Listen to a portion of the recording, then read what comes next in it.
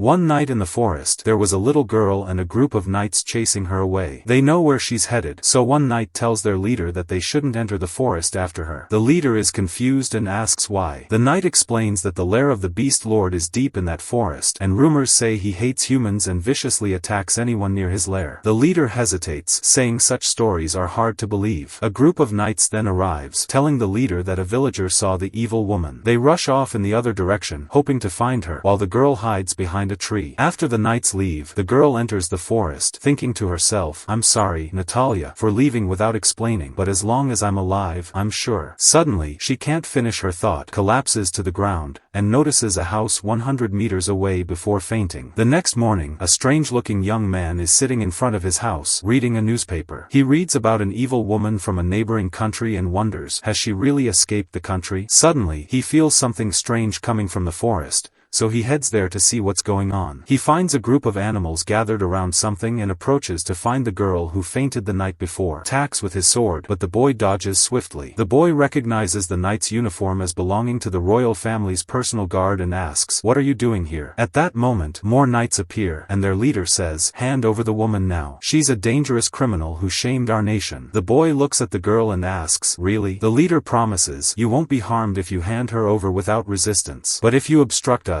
we won't forgive you." The boy replies, got it. "In that case, I refuse." The knight draws his sword and attacks, but the boy dodges again, saying, "If I must choose between you and this poor girl, I'll definitely side with her. You bunch of scum." The leader tells the knights that the boy can't use his hands, so they must take the chance and defeat him quickly. Suddenly, the boy uses ice magic, freezing their feet instantly. All the knights fall to the ground, unable to move. At that moment, the boy reveals himself to the leader, who's shocked to see the boy's half-white, half-black hair, and asks, "Are you the Beast Lord who lives in this forest?" The knights are all stunned and nervous, but the boy says, "No, you're wrong. I'm the great Beast Lord," and uses a magical skill to defeat them all in the blink of an eye. Then he controls them with magic and demands the leader tell him everything. The leader says they were searching for the girl but suddenly lost track of her and assumed a monster attacked her. After that, they decided to return to report the situation. It's revealed that the Beast Lord planted this scenario in their minds. He orders them to leave immediately, and they return to their country. The Beast Lord thinks to himself that their minds will soon return to normal, but they won't remember anything that happened. He takes the girl to his house, letting her rest and regain her strength. He wonders, is this the dangerous criminal everyone's looking for? I can't believe it. He looks at the newspaper again and sees that her crime was exposing a plot in the kingdom of Nuz. At that moment, she tried to reach it. He tells her, "Don't worry, you're in that castle now." Then he reveals, "You're Lady Charlotte Evans, the second prince of Nuz's fiancée." She nervously replies, "No, that's not me." He reassures her, "Don't be nervous. I can tell when people are lying, and you're not lying, Charlotte." Charlotte starts crying, and the Beast Lord tries to comfort her, asking what happened. She tells him, "You're the first person to believe me." After some rest, he asks if she feels better. She says yes, and he asks why she was exiled. She explains the situation, and we flash back to a royal celebration where someone announces they have a declaration before the festivities begin. They call Charlotte, and everyone is confused, wondering who she is. Someone in the crowd says she's a noblewoman engaged to Prince Cecil for years. There are many rumors about Charlotte's background. At that moment, the prince accuses her of evil deeds, listing many false accusations,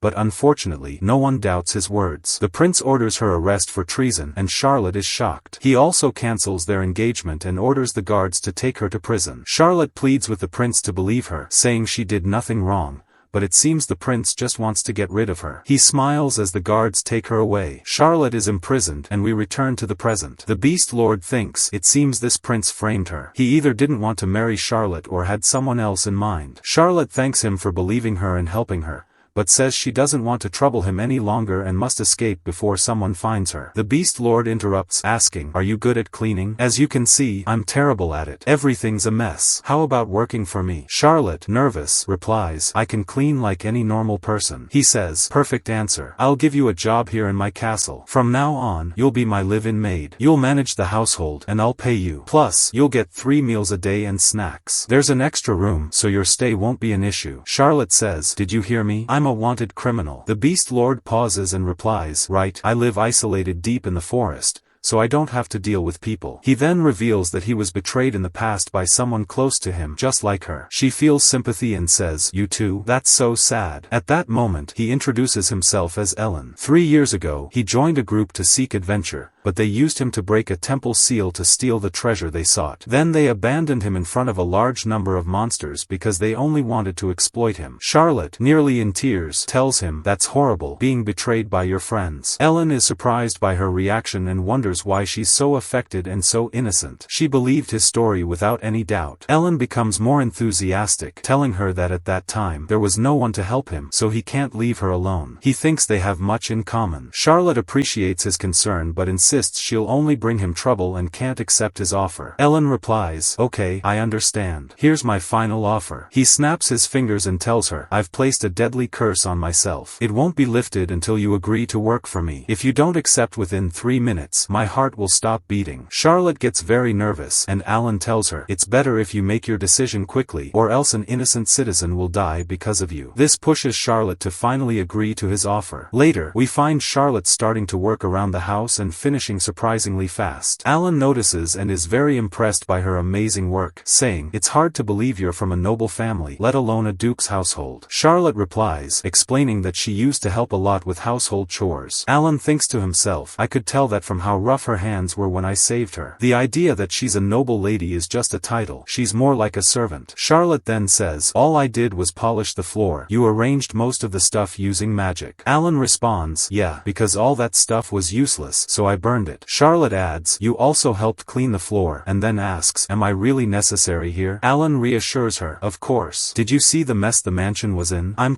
surprised." Charlotte asks, "Aren't you afraid I might steal something?" He replies, "Don't worry about that. I went shopping in town yesterday and bought a bunch of stuff, so there's no money left in the house anyway." She apologizes, "I'm sorry you had to buy things because of yesterday." Alan assures her, "Don't worry, that's what's called an initial investment. So now, feel free to read the books in the library or do some gardening outside, whatever you like." At that moment, Alan heads into the library with Charlotte following behind, and she's amazed at the sheer number of books in the place. Alan tells her, "I've got some work to finish, so don't bother me." Charlotte's excitement about the library fades, afraid of disturbing him, so she quietly leaves. Alan thinks to himself, "I can't see someone needing help and not help them, but I don't want her to feel indebted to me. Over time, she'll get tired of me and leave because I'm not good with people. Didn't enjoy it at all. I was always scolded for making mistakes." Alan tells her, "It's okay, just tell me about a happy memory you have." She tells him that 2 months ago, her little sister Natalia gave her a piece of fruit. "It was a bit spoiled, but I've never had snacks before, so I was really happy." At that moment, Alan notices how scary his expression has become. He is deeply moved by her story and thinks even the Monster King had happy times at the academy. He feels really bad for Charlotte. Alan decides at that moment to teach Charlotte how to enjoy herself like a child. He goes out shopping and comes back with loads of things, which surprises Charlotte. She asks, "What's all this? Didn't you say you had no more money?" Alan reassures her, "Don't worry, I sold my magic tools for a lot of money. Remember, I told you I'd teach you how to have fun like a child." She replies, "Yes, but do you mean mischievous fun, like children?" He clarifies, "I mean joy and enjoyment. That's what I'm talking about." He then pulls out loads of sweets, drinks, chocolates, and all sorts of treats. Charlotte is amazed, but she initially refuses to try them because she has never eaten such things before, only ever seeing them at large banquets. Alan convinces her to try them, and she cries tears of joy. He reassures her, "As long as I'm with you, I'll always make sure you're happy." That night, Alan is filled with excitement at the thought of having Charlotte experience all the fun things she missed,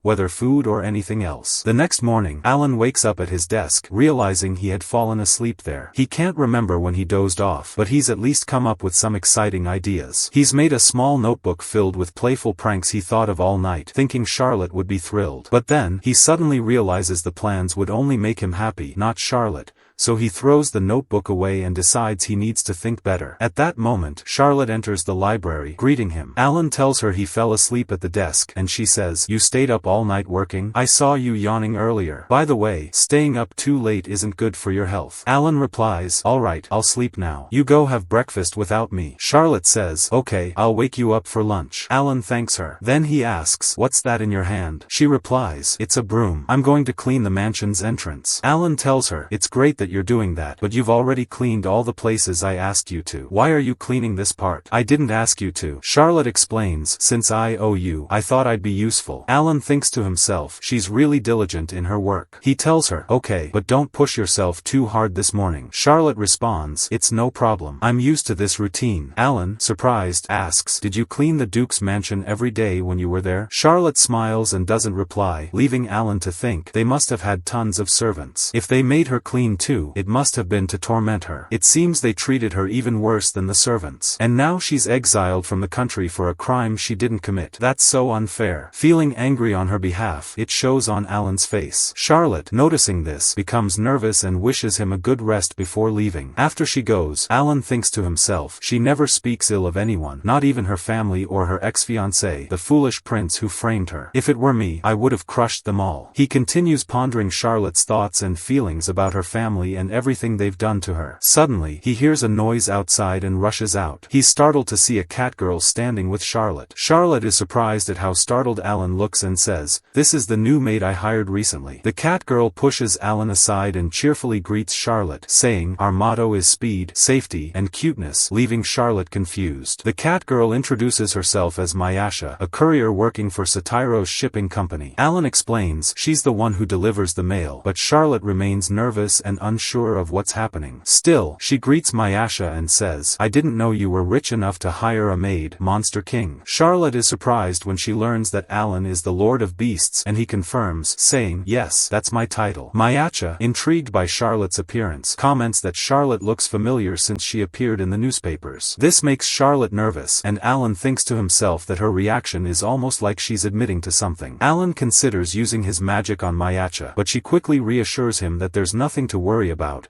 as the Satiris shipping company is only involved in delivering customers' goods. Alan thanks her for not taking any action, but Myasha pretends not to understand what he's talking about. She continues, explaining that the kingdom of Nizer is outside of their service range, so they have no connection to it. Alan asks what would happen if the kingdom was within their range. Myasha's expression changes, and she says she doesn't know. This reveals to Alan that things could have been much worse under those circumstances. They then enter the house, where Myasha hands Alan a box containing potions. Alan gives them to a magic shop in town and asks Myasha to deliver them carefully without breaking any vials. Myasha assures him that nothing will break and mentions that his potions are in high demand due to their superior quality. She then asks why Alan doesn't live in the city, telling him he could make money faster and more easily there. However, Alan dislikes the city due to the large number of people, which makes him uncomfortable. Myasha is surprised that he still holds on to that habit and tells him he's still young and shouldn't distance himself from people forever. This annoys Alan, and he tells her that his personal choices are none of her concern. Myasha responds that in the city, people call him the Lord of Demons because of his scary face. Alan is surprised but thinks it's only natural for someone like him, a powerful sorcerer with a menacing appearance, to be feared. He recalls that in the past, children would come to his area as a test of courage,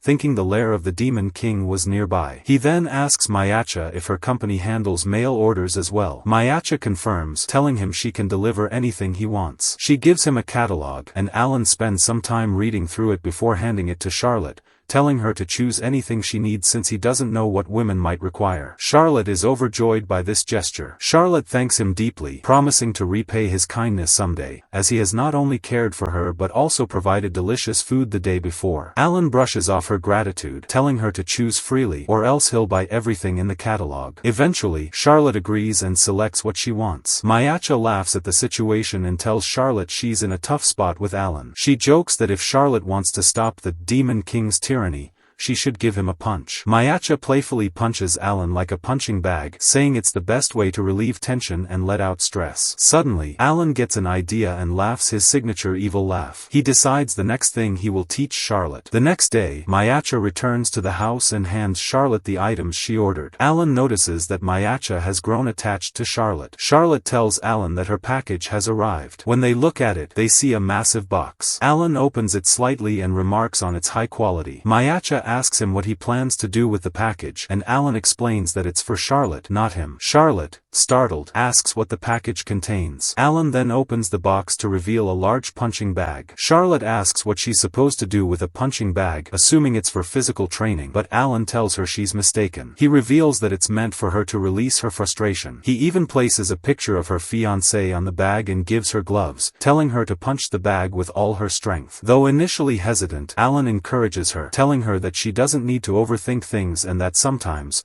while patience is important, letting out her anger is necessary to avoid crumbling under stress. Charlotte insists she's not angry, but Alan disagrees. He tells her that he spent time gathering that picture and reading in the newspapers about how they treated her so poorly. This deeply frustrated him because they took everything from her, trampled on her dignity, and exiled her. He asks her how she can possibly not be angry after all that. Despite Alan's attempts, Charlotte remains calm, thinking she owes her family for raising her. She's unsure how to hate them. Alan realizes the depth of her internal conflict and feels frustrated that his plan to help her failed. He wants her to harbor strong hatred toward them so they can later expose the princess's plot and live happily ever after. However, Alan recognizes that healing her emotional wounds will be incredibly difficult after all she has endured and how accustomed she is to repressing her feelings. Myasha steps in, saying she doesn't like interfering in family matters but suggests they leave the situation alone for now. Alan agrees, though reluctantly, noting that waiting for things to heal naturally may not be the best solution. Alan then approaches Charlotte, asking her to hit him instead of the punching bag. Both Charlotte and Myasha are shocked, unable to believe what they heard. Charlotte refuses, telling him that she owes him too much to ever hit him. But Alan insists, saying it's not up for debate and that she will do it. He then uses his magic to make the gloves she's wearing glow, controlling her right hand to strike him with full force, sending him flying. Charlotte rushes to check on him, panicked, but Alan explains that he used his magic to guide her hand and make her hit him. He tells her she's stronger than she realizes. Alan reassures Charlotte that he'll always be there for her, supporting her. Though this house isn't the one she grew up in, she can feel free to do anything she wants here, as she is free. Charlotte blushes a little and scolds Alan for making her hit him just to say that,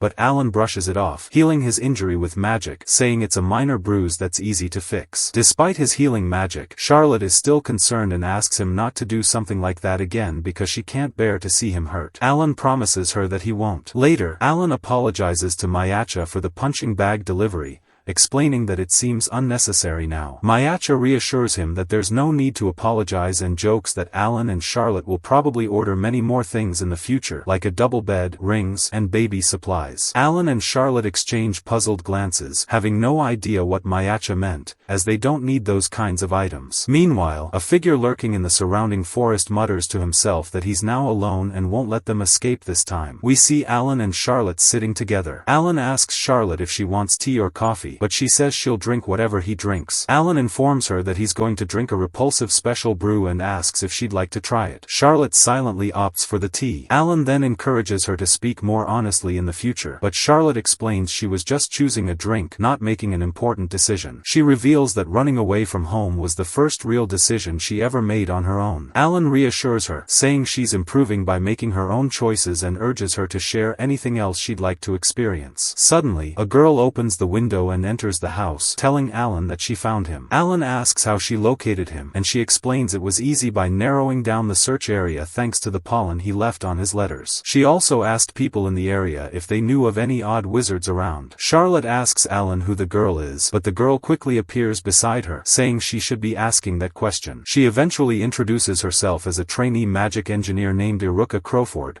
but says we can call her Iuka. She also mentions she's Alan's younger sister. Charlotte is surprised to learn that Alan has a younger sister, but he clarifies that she's not a blood relative, as he was adopted by the Crowford family after losing his father at a young age. Charlotte apologizes for getting involved in their family matters, but Alan assures her it's not a problem and informs her that he and Iuka are the same age. Iuka then wonders who Charlotte is and jokingly assumes she's Alan's girlfriend. Both Alan and Charlotte quickly deny it, and Alan tells Iuka that Charlotte would surely be disgusted by the thought of being with a loner, stubborn wizard like him. Iuka believes him, but she's still curious about Charlotte's identity. Alan casually reveals that Charlotte's name, her escape from a neighboring country, and says it's pointless to hide the truth since Iuka will find out eventually. He explains the entire story to her, and Iuka calls him foolish for not teaching Charlotte how to handle herself better, instead of simply feeding her and letting her beat him up. She then approaches Charlotte and sympathizes, offering to help her with anything she might need. Alan then asks Iuka why she came, and she replies that her original mission was to bring him back home, but now she's also interested in helping Charlotte and teaching her a few girly tricks. Alan teases Iuka, claiming he could teach Charlotte better than anyone else. Iuka retorts that there are certain things only a girl can teach, and they start bickering while Charlotte, stuck in the middle, grows anxious. They decide to settle things with a competition to see who can take better care of Charlotte. Later, they head into the city. Alan casts a simple disguise spell on Charlotte to change her appearance, since she's wanted. He remarks that the spell is perfect but should be undone when they return home. Iuka, however, feels that the black hair suits Charlotte better. Alan admits he prefers her blonde hair, believing it suits her more. Charlotte blushes at this, but Alan remains oblivious to the impact of his words. Iuka then decides to take Charlotte shopping for proper clothes. At the clothing store, Iuka and Charlotte browse while Alan reminisces about his time with the Crowford family. He recalls Iuka frequently challenging him to chess, always losing but never giving up,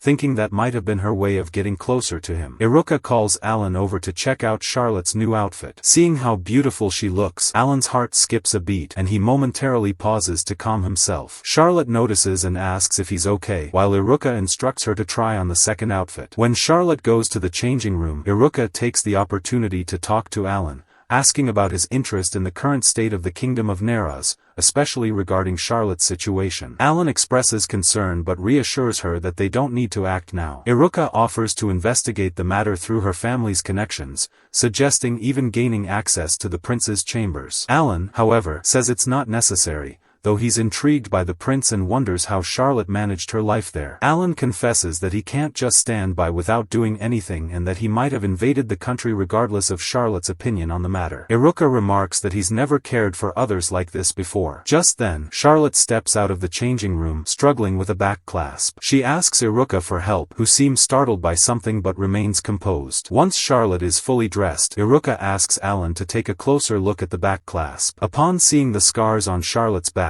Alan is shocked but says nothing to her directly. Instead, he places his hand on her back and magically heals the scars, telling her that the clasp was just misaligned and he fixed it. Internally, he reflects on how simple the spell was, realizing that Charlotte hadn't received any proper care while at the palace. Though the scars were minor, he senses something darker behind them and becomes furious at the treatment she endured. He suddenly turns to Iuka and declares that they should wipe out everyone responsible, asking for her help. He tells Charlotte they're just going to deal with some pests. They continue walking through the city, and Alan suggests buying various things for Charlotte, though his taste is notably bad. Despite this, they buy a lot, and Charlotte grows uncomfortable with the amount of stuff, feeling it's excessive. Alan assures her that these expenses are necessary for her happiness. Charlotte blushes, and Alan, still unaware of the situation, is criticized by Iuka for his poor taste. Most of the things they bought were chosen by Iuka, further igniting the sibling rivalry. The two bicker again, but Charlotte steps in and calms them down, saying fighting is bad. They both reluctantly promise not to argue anymore. As they continue shopping, they encounter a man in a wheelchair, which seems to be of fine craftsmanship and magic. Iuka approaches him, admiring the high-quality build of his wheelchair, and learns that he crafted it himself. Alan says that Iuka is obsessed with equipment and continues on the road with Charlotte without her. Alan goes to a jewelry store and buys something for Charlotte the same color as her eyes. He gives the seller more money than the cost of the jewelry, explaining that it's for the exquisite craftsmanship. Charlotte is overjoyed when she wears the jewelry, and Alan feels strangely happy but also senses a curse of death upon him. Suddenly, two people bump into Charlotte, scolding her to watch where she's going. Alan gets angry and prepares to use his magic but stops when he remembers his promise to Charlotte that he wouldn't fight anyone. He apologizes to the two on behalf of Charlotte, but they insist they want her for just tonight. One of them approaches, but Alan grabs his hand, breaks his fingers, and throws him to the ground. The second attacker, seeing his friend on the ground, draws a magical sword infused with fire and attacks Alan. Alan easily blocks the attack, freezes the sword, and strikes back. The crowd cheers for Alan, but he remembers his promise to Charlotte and apologizes to her for breaking it. She reassures him that she knows he acted that way for her and tells him she'll never fear him because of it. Alan is happy with the outcome, while Iuka Iuka, watching from afar, acknowledges to herself that she's lost the competition this time. Suddenly, a giant Iron Man approaches Alan and says he heard his men got into a fight with him. Alan approaches the Iron Man and asks if he's Megath. The man asks why he cares about the name, making Alan happy to confirm that it's Megath. He says he feels nostalgic since it's been about 7 years. But Megath gets angry, claiming he doesn't remember meeting a human like him before and tries to strike Alan. Alan dodges the attacks and reminds Megath that his memory is weak, introducing himself as Alan Crawford from Athena's Academy of Magic. Megath is shocked and apologizes, realizing Alan is the Demon Lord. He asks for forgiveness for his rudeness. Megath's men are confused and ask why he doesn't attack Alan since he could defeat him easily. Megath angrily hits them in response. Iuka tells Charlotte that their father is the head of the biggest magic academy in the country, and that her brother graduated from the academy at only 12 years old, becoming the first to do so and quickly becoming a teacher afterward. Alan tells Megath to raise his head as he hasn't caused any trouble. But then he smiles slyly and hints that the person who wanted to harm him is someone very dear to him. Iuka and Myasha notice that Alan looks depressed and ask him what's wrong. Iuka suspects something happened between him and Charlotte, and Alan is shocked she figured it out. They ask if he fought with Charlotte, but he tells them it's something else. We flash back to when Alan offered to pay Charlotte for her work, as she had been working for him for over a month. But Charlotte didn't want the money, saying she only cleaned and didn't feel she was helpful to him at all. Alan reassured her that she took care of the house and garden, and that his home had been spotless since she arrived. He insisted that she accept the payment. When she finally agreed, he told her she could save the money but advised her to spend it. He then asked if there was anything she wanted to buy. After thinking, Charlotte told him she wanted to visit the city by herself. Back in the present, Alan reflects on this and says sending her to the city alone is like throwing a piece of meat into a den of monsters. He's nervous and unsure of what to do. Iuka is surprised by his reaction, as she expected Charlotte would be worried about causing trouble for Alan if people discovered her true identity. Alan explains that she changed her mind quickly, but he assured her everything would be fine and easy if they used his magic. He only did it because he didn't want her to be upset. Alan is still worried, but Iuka and Myasha tell him there's a simple solution to his problem. Next, we see Charlotte happily arriving in the city alone for the first time. Alan, Iuka, and Myasha are watching her from afar, ensuring she doesn't notice them. Alan explains that Charlotte wanted to come to the city for something, but she didn't tell him what it was and said it was a secret. Even though the secrecy bothered him, Alan was happy because it showed that Charlotte had her own personal desires and independence. They continue to watch her, and Charlotte appears to be struggling with the map. Myasha warns Alan that if Charlotte keeps going straight, she'll end up in the dangerous Murd district, controlled by the Serpent Fang gang, whose leader, Gro, is a master snake tamer. Iuka asks Alan what they should do, and after thinking, Alan says this is Charlotte's first adventure, so they shouldn't dampen her enthusiasm. Suddenly, Alan remembers something he forgot to do and leaps onto the rooftops, leaving the situation to the others. Myasha and Iuka continue watching Charlotte, noticing that she has entered the dangerous Murd district without realizing it. Suddenly, Gro and his gang appear in front of her. But instead of attacking, everyone welcomes Charlotte and calls her Miss Charlotte, thanking her for coming all this way to visit them. Myasha and Iuka are confused by what's happening. Then Alan appears and reveals that he arrived before them, fought the gang, and ordered them to treat Charlotte kindly. Charlotte notices that everyone is injured and offers them healing potions, telling them to use as much as they need. The gang members start crying because of her kindness and promise to change their ways and live honest lives, while Charlotte remains completely confused. Gro then asks Charlotte about her connection to the Great Demon Lord. Charlotte is surprised that they know him, and one of the gang members begins to explain what Alan did, but Alan threatens him from afar. Charlotte tells them that her relationship with Alan is simply that he's her master, as she's been living in his house. Alan overhears this and is heartbroken, feeling hurt and collapsing to the ground. The gang tells Charlotte that being with the Demon Lord is a crime. Alan, listening, acknowledges they're right. After all, he's a feared villain, while Charlotte is a kind-hearted girl loved by everyone. Charlotte turns to Alan, saying she doesn't understand why they're saying that, as Alan is a noble man and there must be some misunderstanding. Charlotte finishes talking to them, says goodbye, and leaves. Myasha mentions that she'll continue on her path because there are still many gangs, but Alan reassures her that it's an easy task to handle and that he will quickly take control of the entire area. And indeed, he does just that, taking over all the gangs in the city. Later, he speaks with Myasha, and she tells him that Charlotte probably doesn't want to see what he's planning to do. In this case, Myasha will continue monitoring Charlotte alone and Alan will wait. Alan sits with Iuka, and it's clear he's nervous. Myasha appears and informs him that Charlotte has finished shopping. Alan asks if she'll be okay without watching over her, and Myasha tells him that Charlotte has met one of her acquaintances, so she's with them now and will probably return soon. Alan moves closer and asks Myasha what exactly Charlotte bought, but Myasha tells him she didn't see what she purchased. At that moment, Charlotte shows up with the owner of the jewelry store she had bought from before. Charlotte greets them and praises Alan, saying he's incredible. While they were walking, they encountered many civilians, all happy because the gangs had stopped their activities thanks to Alan. Though Alan intended to protect Charlotte, he ended up helping others unintentionally. Afterward, the store owner leaves, and Alan asks Charlotte how her shopping went. Excited, Charlotte tells him it was amazing. She pulls out 2 gifts, one for Iuka and the other for Myasha. Both are thrilled with their presents. However, Alan feels differently and seems nervous. He asks Charlotte if she got him a gift. Charlotte explains that she searched for many things that might interest him but couldn't find anything. Alan tells her that if she had gotten him anything, even something as small as a postage stamp, he would have been happy.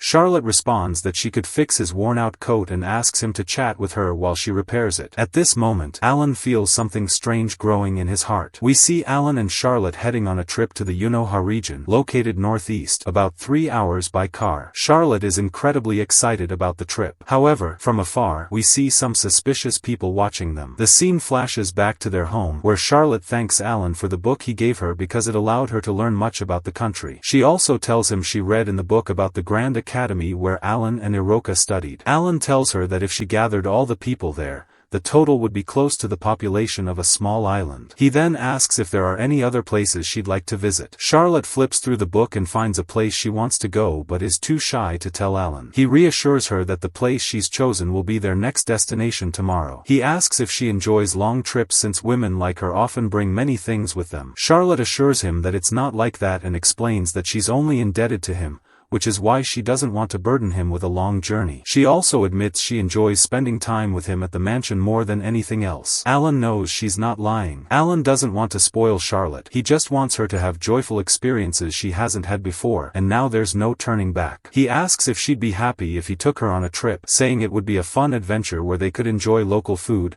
visit tourist spots, and relax in a hot spring. Alan then asks Charlotte where exactly she'd like to go, promising to make her wish come true. But Charlotte still feels too shy to tell him. Alan jokes that he might have to put a curse on his heart again to get her to agree, but Charlotte insists he shouldn't do that again. Myasha enters the room, greeting them, and informs them that she has a package for their 2-day trip to Unoha. Returning to the present, Alan assures Charlotte that this is a rural area, so her wanted poster is unlikely to have reached here. He tells her to relax and take it easy. Charlotte then asks if it's really okay for her to come with him and why he didn't bring Iuka instead. Alan explains that Iuka will be busy for 2 days, so there's no problem. From a distance, we see that the people watching the car are actually Iuka and Myasha. Iuka isn't busy at all. We find out that they used the money sent by the neighborhood association as a thank you to buy tickets for this trip. They're thrilled to watch Alan and Charlotte grow closer during the journey. Suddenly, Alan feels a strange shiver, sensing someone is watching him, but he says nothing to Charlotte, only mentioning that they are close to the inn where they'll be staying. When Charlotte sees the inn, she recognizes it from her book and shows it to Alan, explaining that it's a famous 3-star hotel. Alan asks if she planned this hotel visit all along. Charlotte gets flustered and admits she had her eye on the hotel but denies that it was part of a larger plan. Alan suspects she's lying and starts deducing information about the hotel,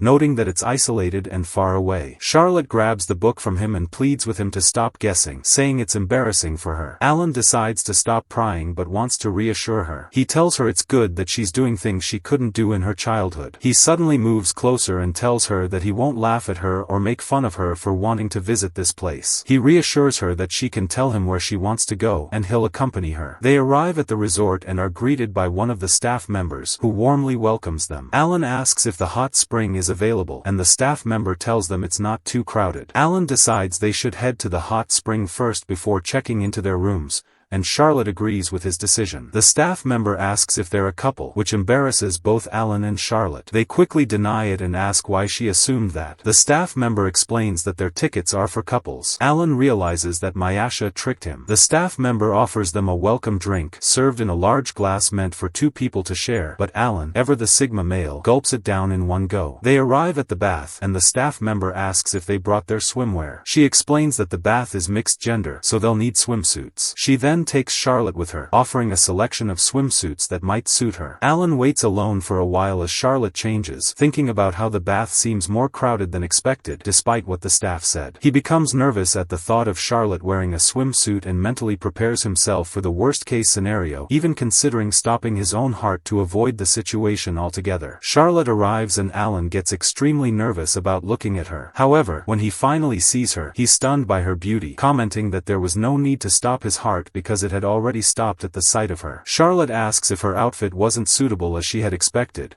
but Alan reassures her that she looks amazing. Charlotte blushes a bit and compliments his attire as well. Alan then takes her to enjoy the hot springs together, where they spend some time relaxing and doing whatever they want. Later, they sit in the spring in front of a beautiful sunset, and Charlotte expresses how much she's enjoyed the day, telling Alan she wishes they could stay there forever. Just then, a worker brings them some ice cream to enjoy while in the hot spring. Alan uses his ice magic to keep the ice cream from melting in the heat of the bath. When Charlotte tastes the ice cream, she finds it incredibly delicious and thanks Alan for it. Suddenly, everyone around them starts asking for ice cream as well. A man approaches Alan, requesting that he freeze his son's ice cream, and soon, everyone is asking for the same favor. Alan, in a good mood, agrees and makes everyone at the hot spring happy. Later that night, the worker thanks Alan for what he did, explaining that he helped them sell triple the amount of ice cream they usually do. Alan humbly replies that all he did was freeze the ice cream and that it was nothing special. The worker asks if Alan has any plans for the next day, offering to tell him about some great spots to visit. She mentions places like diving sites and a hill where they can observe Fenrir creatures, though she warns it might be in vain since it's their breeding season, making it rare to see them. She also suggests visiting the zoo. Charlotte gets very excited upon hearing about the zoo, but quickly returns to her usual demeanor. Alan notices and chuckles slyly. They head to their room and are happy to find it spacious with a view of the sea. However, they're both surprised to see there's only one bed and realize they'll have to share it. As they get ready to sleep, Alan notices that the bed is very comfortable but still finds it hard to fall asleep. Charlotte confesses that she can't sleep either, but Alan reminds her they need to wake up early the next day to continue their trip. He uses sleep magic on her, and she quickly falls asleep. He gazes at her for a while but snaps out of it, using an even stronger sleep spell on himself. The spell ends up putting their companions, Myasha and Iuka, who were outside the room, to sleep as well. The next morning, Charlotte tells Alan that she dreamed of her mother, just as she had wanted. Alan is happy for her and internally tells Charlotte's mother not to worry because he will protect her daughter. The scene shifts to a strange, talking beaver-like creature, wondering if Alan can really protect Charlotte. Alan and Charlotte visit the magical zoo, which is filled with giant and diverse creatures. Charlotte asks if Alan minds accompanying her since she doesn't want him following her around all the time. Alan reassures her that it's not a problem, although he hadn't expected her to enjoy magical creatures so much. Alan learns that Charlotte has always wanted to visit the petting zoo. She tells him that she had read a lot about it when she was younger and had always wanted to go there. Alan gets excited and tells her they'll have fun like little kids, encouraging her to ask for anything she wants. However, Charlotte doesn't want to burden him with requests,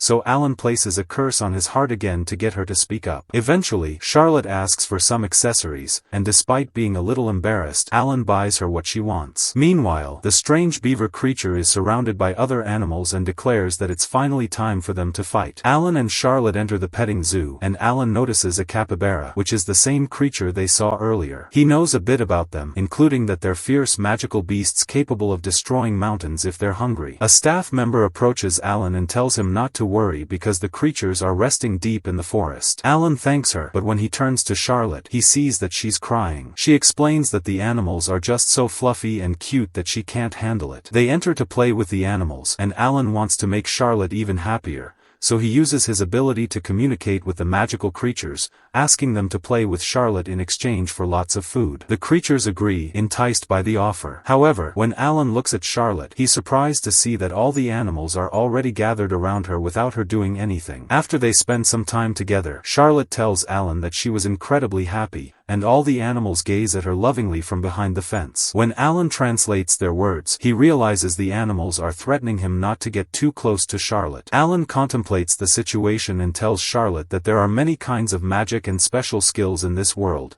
some requiring intellectual abilities. He gives an example, explaining that his skill allows him to use non-verbal spells, which is a high-level skill. He then suggests that Charlotte might have the ability to tame magical creatures. He tells her that this means she can communicate with and even control magical creatures, and that she managed to charm all the animals without any training. Charlotte asks if she really has that power, and Alan confirms that she does and at a high level. He adds that even he can barely communicate with low-level magical creatures. Suddenly, the zoo worker interrupts and asks if they are tamers, requesting their help because they don't know what to do. They are led to another area where they meet an old man. Upon seeing Alan, the old man recognizes him as a member of the Crawford family. He reminds Alan that they met at a public lecture at the Magic Academy and reveals that he is the director of the magical zoo. He asks for Alan's help. Alan agrees and asks what the problem is. The old man explains that it will be easier to see for himself. The old man opens a door, and they are shocked to find a fenrir in front of them. It's clear that the creature is severely injured, and they assume it must have been separated from its parents and wounded by a poacher. Alan thinks to himself that these creatures are endangered,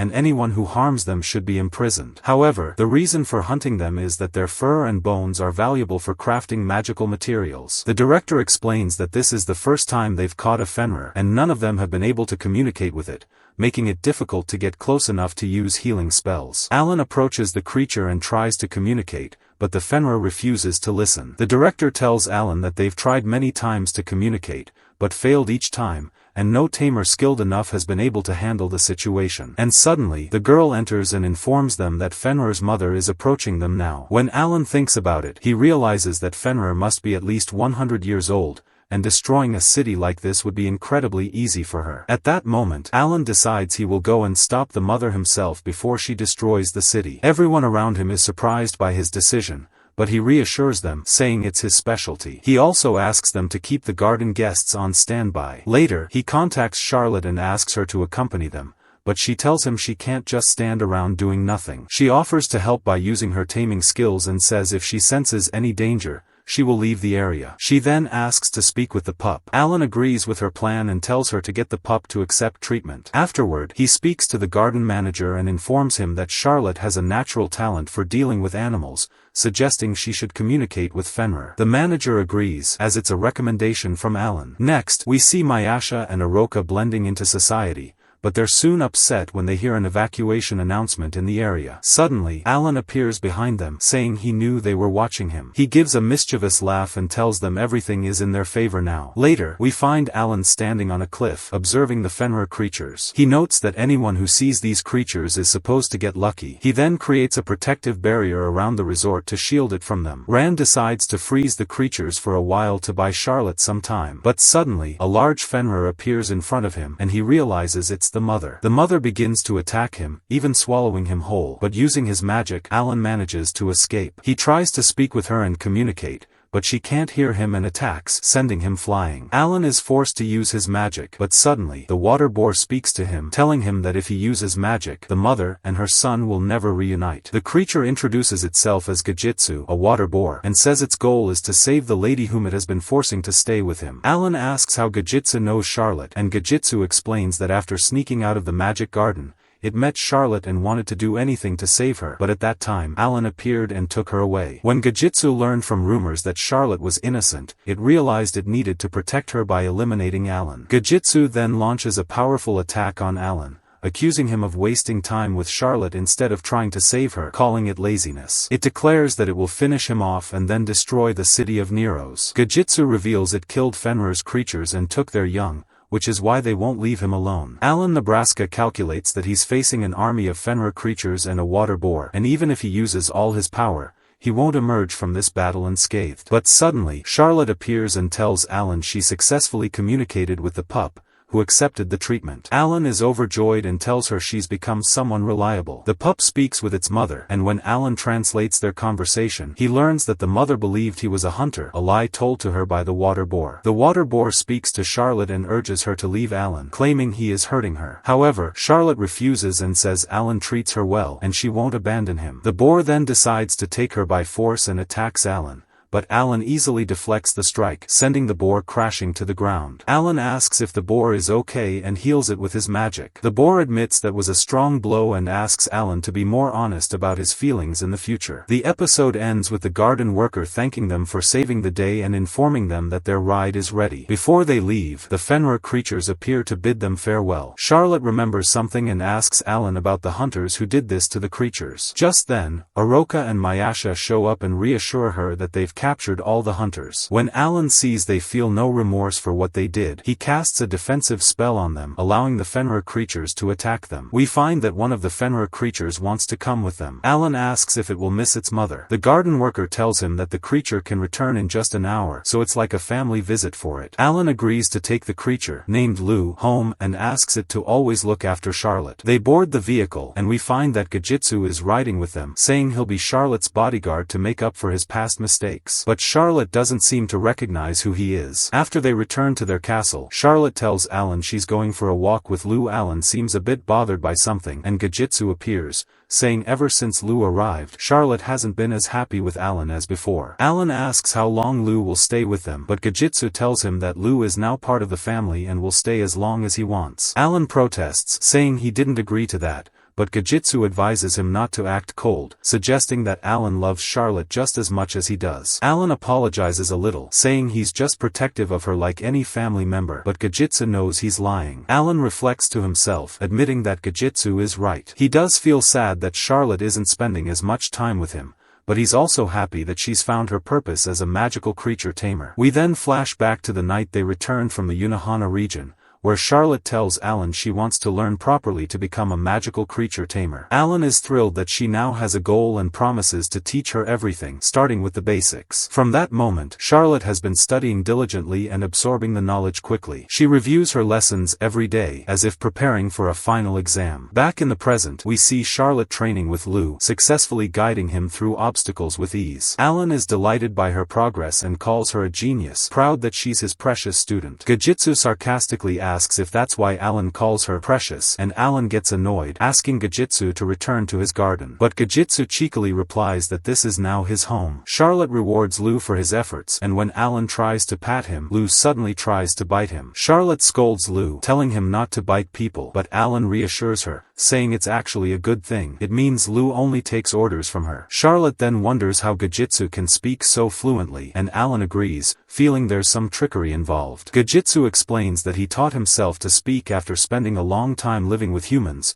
which is how he learned their language. Alan and Charlotte are both surprised but don't dwell on it too much. Alan tells Charlotte that it's still too early for her to use the beast-talking technique, but Charlotte approaches him, pleading to try it on her own, and Alan reluctantly agrees so she won't be upset. Charlotte begins the process, using the spell, and asks Lu to try and say any word. And indeed, Lu begins to speak, and we find that he calls Charlotte by my mother's name. He is very happy because he finally knows he can speak the human language, but it is clear that Lu hates Alan a lot. After a while, we see Alan making a swimming pool for Lu to bathe in. Alan tells Lu to thank him, and Lu does, but in a low voice so as not to lose his charisma. We see that Gajitsu is the first one to enter the pool, and Alan yells at him, saying the pool is only for humans and Lu. Gajitsu tells him that this discriminates between them and the pigs. Suddenly, Gajitsu transforms into a very beautiful girl and tells Alan that he has always wanted to taste food and sees this as a perfect opportunity. Then, Charlotte joins them in the pool, laughing and playing,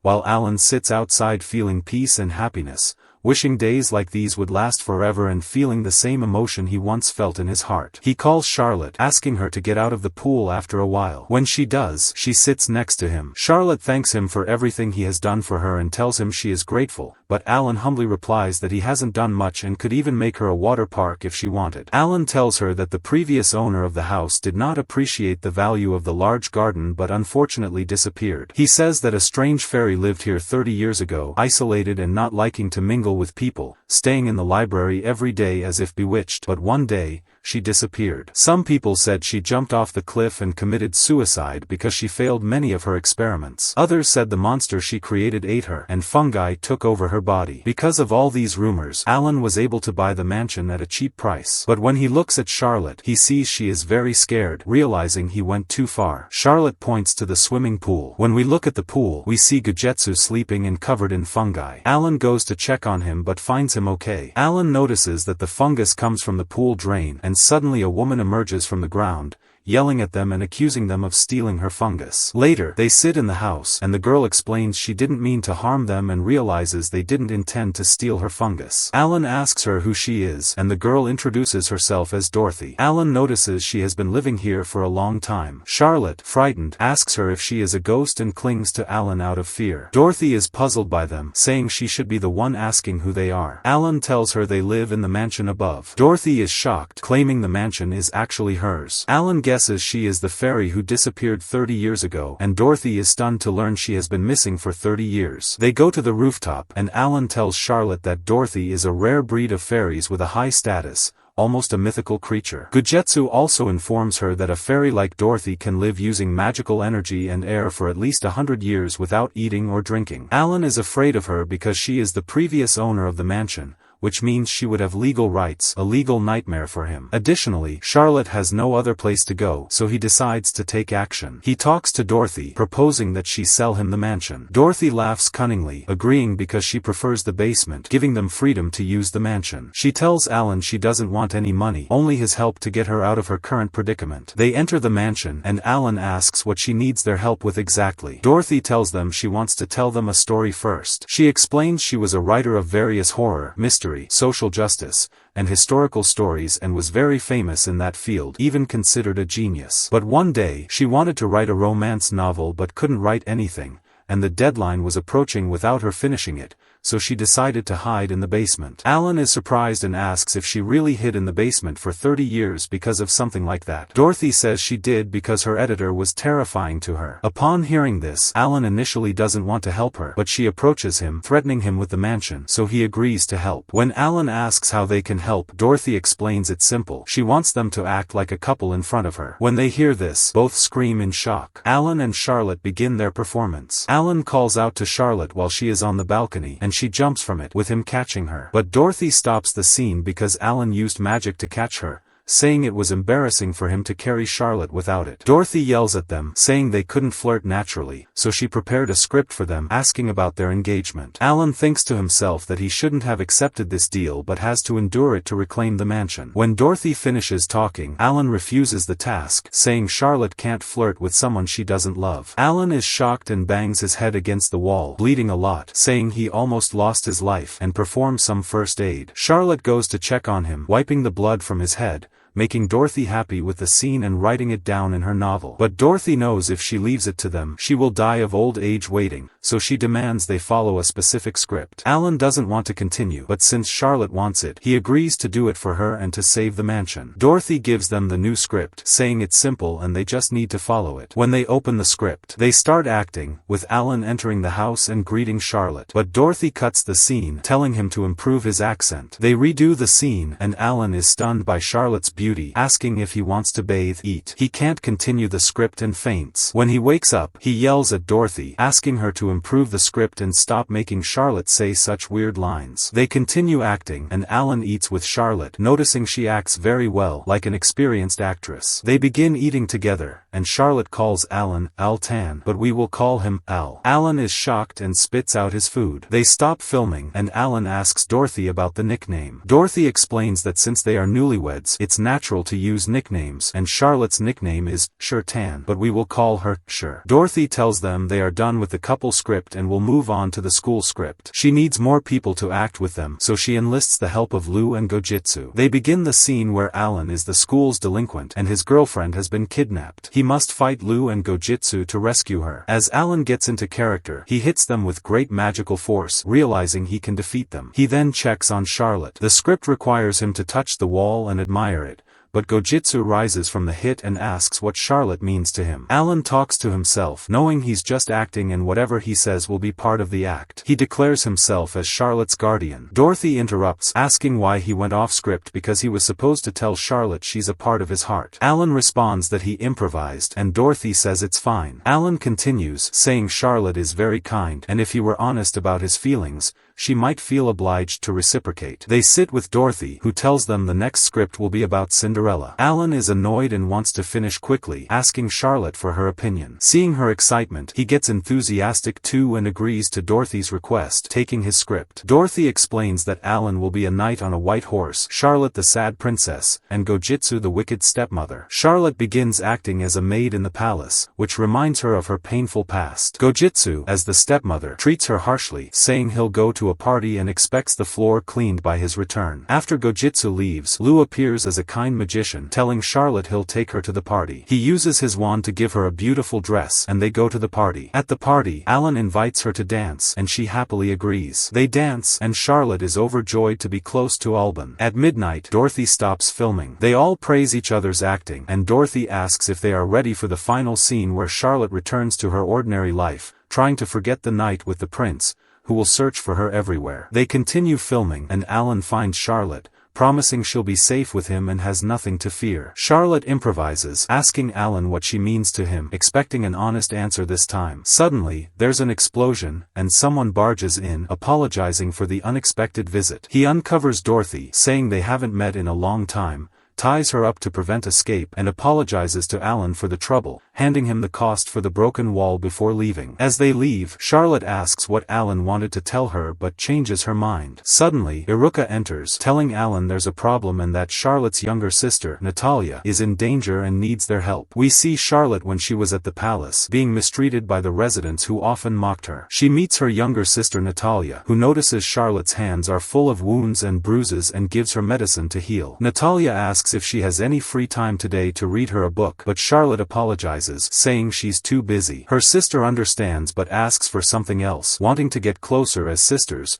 requesting Charlotte call her without any titles. Charlotte laughs and calls her by her first name. Charlotte wakes up in a strange place, wondering where she is, and realizes they're on a ship at sea. Alan and Iuka are sitting together, and Iuka tells him that Charlotte's younger sister is Natalia Evans, her half-sister, only 10 years old and the legitimate heir to the Evans family. Alan asks about her relationship with Charlotte and Iuka explains she was Charlotte's only supporter in the kingdom. Charlotte joins them, telling them she saw Natalia in her dream and asks Alan to understand her nature. They arrive at the island and Alan mentions it's been 3 years since he was last there. Charlotte points to a large building, asking if it's the academy he attended, but Alan tells her it's just the student dormitory and that the whole island is the academy. Iuka informs them that Natalia is alone there and will explain everything when they return home. Hearing the name, home, Alan gets tense. Iuka tells Charlotte that Alan hasn't been home since a severe fight with his father, but Alan says it's not important. Iuka reveals that the fight lasted 3 days and nights, causing damage to the island's other side,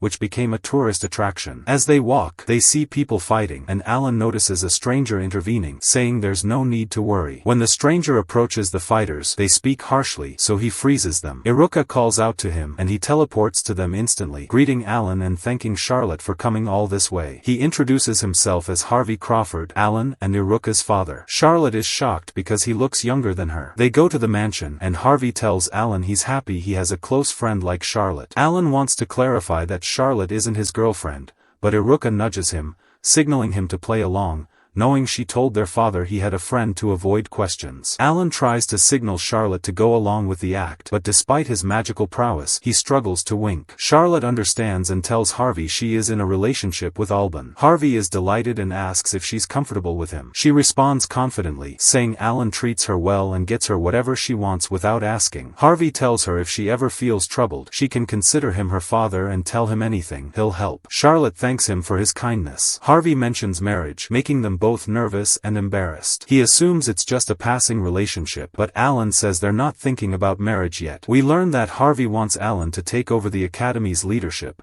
but Alan refuses due to the heavy burden. Suddenly, a woman enters, and Charlotte thinks it's Alban's younger sister, but he clarifies it's his mother, Lieselot. Alan explains that his uncle wants him to run the academy so he can spend more time with his mother. Alan gets straight to the point and asks Harvey about Charlotte's younger sister. Harvey informs him that she is currently studying at the academy with them. It seems there's some turmoil within the Evans family, which is why they've sent Natalia here under the pretense of studying abroad while they resolve these issues. Harvey says that's not all. Recently, the competition between factions at the academy has worsened. Alan asks about her relationship with Natalia, and the principal says it's faster for them to show what happened. We see Iuka remove a cover from a magic mirror, revealing several monsters surrounding Natalia, clearly with malicious intent. Alan decides to rescue her but is shocked to find that Natalia is the gang's leader, treating them with great cruelty and disdain. Harvey then asks Alan to talk to her since he also caused many problems in the past and they might understand each other. Charlotte is crying and asking Alan to act, but Harvey reassures her by showing in the mirror that Natalia pays her subordinates for their work and doesn't let them go unpaid. This reassures Charlotte that her sister is still good and hasn't changed. Harvey tells them that their academy respects student freedom, but in Natalia's case,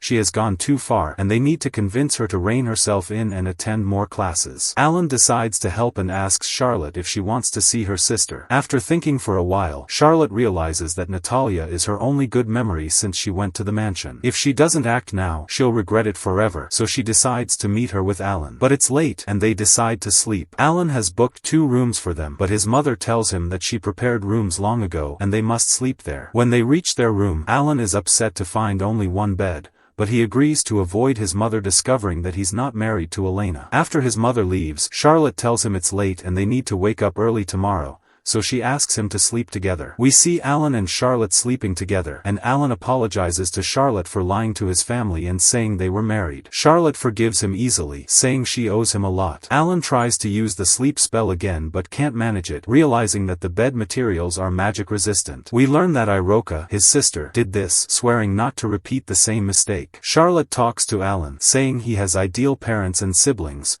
making her a bit jealous. When Alan thinks about it, he asks if she wants him to act like his uncle, but Charlotte says that's not what she meant. Charlotte asks what he wanted to tell her when she asked his opinion about her and how he sees her. Alan contemplates whether to share his true feelings, wondering if this is how he truly feels. He says all he wants is to wake up in the morning, see Charlotte, have tea, and spend time together. Charlotte feels she asked the wrong question, thinking she shouldn't love Alan, and both decide not to reveal their feelings. Charlotte apologizes for the question and they go to sleep. Iuka is frustrated that they're sleeping and that she spent so much on the bed, wanting to scold them, but Gajitsu tries to stop her. Suddenly, Alan's mother throws a fork, embedding it in the wall, telling them to keep quiet. The next day, they wake up, and Alan uses a shape-shifting spell on Charlotte, adding glasses, revealing his taste in girls, noticed by Gajitsu and Lu. They stroll around the academy, seeing Natalia by the fountain. Alan approaches and calls her by name. Noticing her readiness for battle, she asks who he is. Alan introduces himself as a substitute teacher from the Crawford family. Her team informs her that this man once terrified the academy,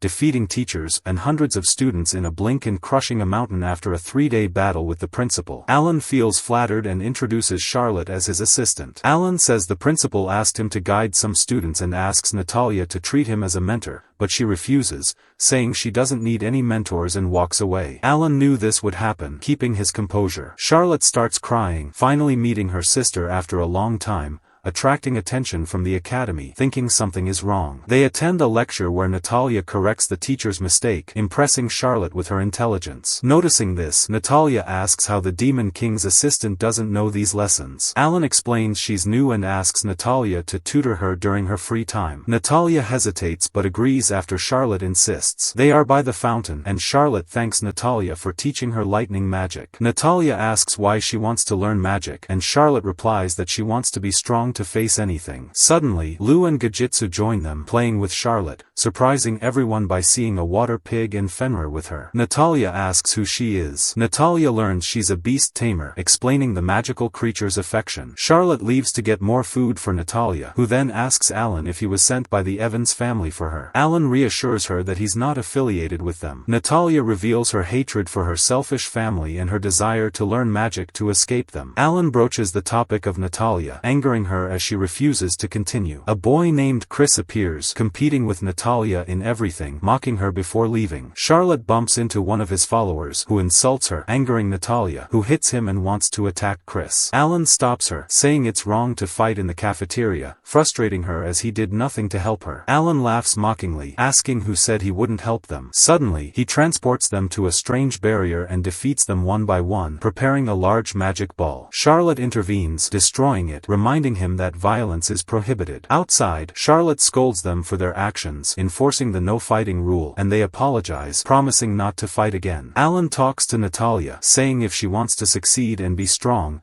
she must control the academy, surprising Natalia with his approach. After that, Iuka approaches them and informs Charlotte and Natalia that she is Alan's younger sister. When Natalia sees her, she says she must be a skilled sorceress since she's the sister of the Demon King. She explains that she is currently studying Alan's method for controlling the academy. Iuka asks Alan what Natalia is talking about, and Alan tells her that the most effective method is to challenge the enemy leader in a field where they excel and defeat them. He tells her that the only thing left is her match against Chris, and he explains that all she has to do is grab the flag from behind the Demas. The one who returns carrying the flag wins. Alan says he can teach her a secret trick, though it's nearly illegal. He says he has high hopes that she will use it well. Indeed, we see Chris frustrated because he lost to her, and we learn that he lost by a full 30 points. Natalia asks her friend why the Demas is closed off. Iuka tells her that it's the egg-laying season for the Demas queen, which is why she's in a frenzy. Then we see Natalia's followers approaching her, each telling her what they did to the people who wronged them. We learn that Gajitsu and O are the ones training them. They notice that Natalia is hungry, so they head to get food, and Charlotte advises her to eat a lot of vegetables because they're important for her. But when they reach the cafeteria, Natalia doesn't want to eat the vegetables,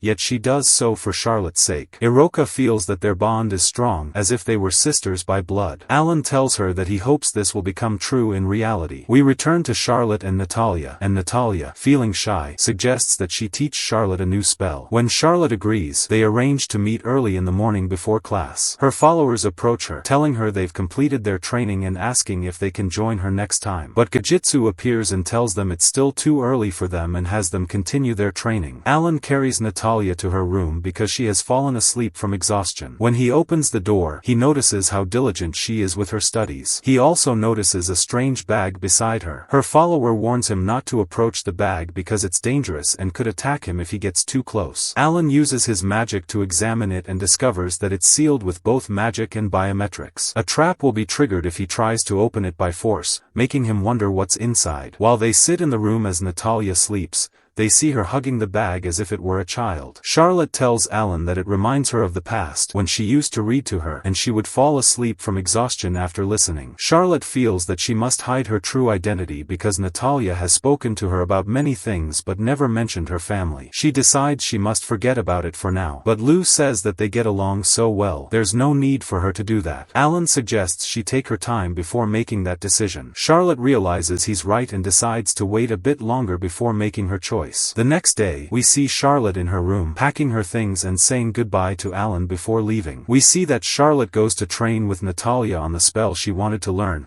and she successfully masters it after a short time. After training, Charlotte thanks Natalia for her help, and Natalia tells her that she has great talent and will be even stronger in the future. Natalia recalls happy memories before she came here and tells Charlotte she wants to show her something. We then see someone watching them from a distance, laughing maliciously. Natalia returns to her room and starts searching for the bag, but she can't find it. She tells Charlotte that it was the thing she wanted to show her. Suddenly, she finds a challenge note, realizing it's from Chris, who says that if she wants her bag back, she must come to the specified location. Natalia decides to go, saying that Chris will pay for what he did, but Charlotte tries to calm her down, telling her that fighting is wrong. Natalia asks her not to tell Alan what she's about to do, insisting on going alone. She leaves her room and sets off. Meanwhile, we see Alan with Natalia's followers, and they don't know where she or Charlotte are. Suddenly, one of Chris's friends arrives and informs them that Chris has summoned the forbidden Demas. Alan realizes that since it's egg-laying season, they are in danger. We then cut to Natalia and Chris at the Demas. Chris throws her bag into the pit but assures her that he's placed a strong magical spell on it,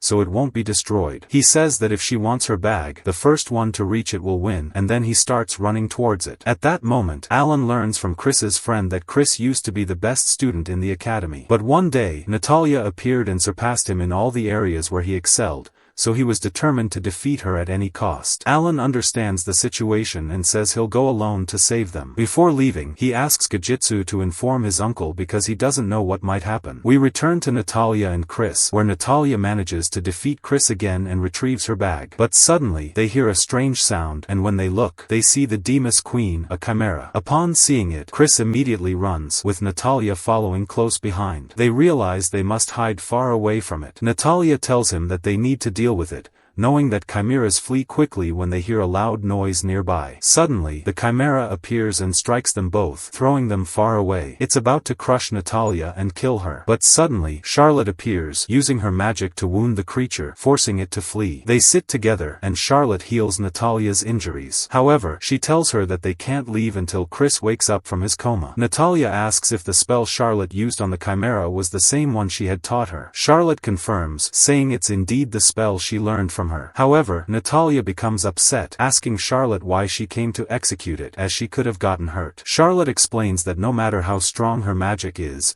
she's still a child and wouldn't have been able to handle the situation on her own. Natalia asks why Charlotte cares so much about her, as Charlotte considers revealing the truth that she's her sister. But Natalia apologizes for the trouble she caused, explaining that she had to get her bag back. When Charlotte asks what was inside the bag, Natalia asks her about the younger sister she had mentioned before. Meanwhile, we see Alan rushing through the Demas, thinking to himself nervously that there's a creature called Salamander there, and it must never wake up. Natalia tells Charlotte that she also has an older sister, and she asks her if Alan has told her about the incident that happened in the Evans family. She explains that her sister didn't do anything, and she couldn't even harm an insect. She's sure it was the prince's corrupt act that framed her. Charlotte asks if she hates her sister, but Natalia says she hates her family and herself for not being able to save her sister. She continues by saying that her sister left everything behind when she disappeared, and this bag is all that's left. Because of it, she can use magic to sense that her sister is still alive, but somewhere unknown to her. Charlotte learns that Natalia used a spell to track lost objects in order to do this. Natalia adds that she wants to personally take down the one who captured her sister, and she tells Charlotte that strong energy barriers block her every time. She's convinced that the one who imprisoned her sister is the same person causing these obstacles and says she'll find and kill him one day, hinting at Alan. Charlotte reassures her that she'll find her sister soon,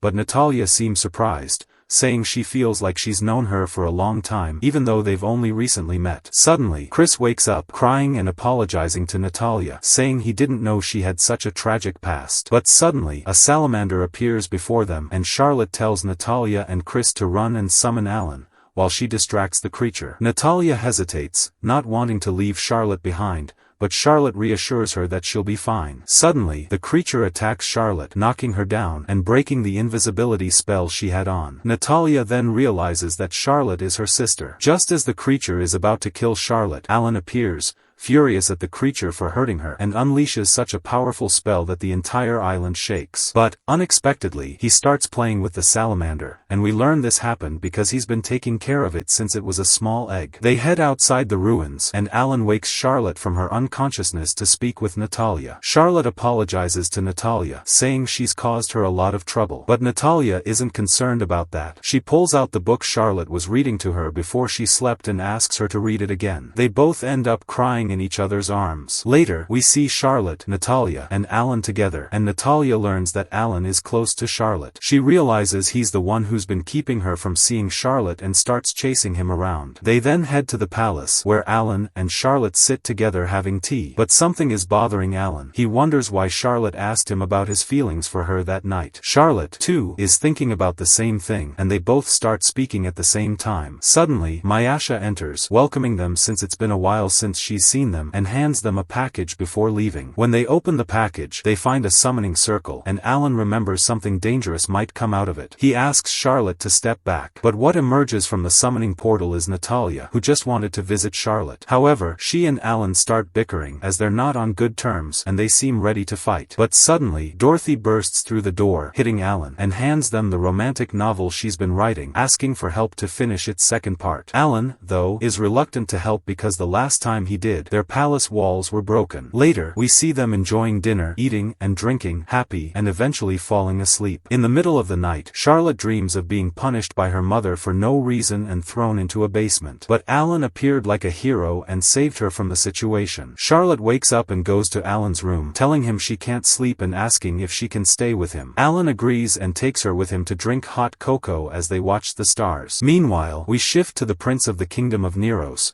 who has learned from his informant that they've found Charlotte's location. He orders her capture immediately, then laughs evilly, telling Charlotte to wait for him.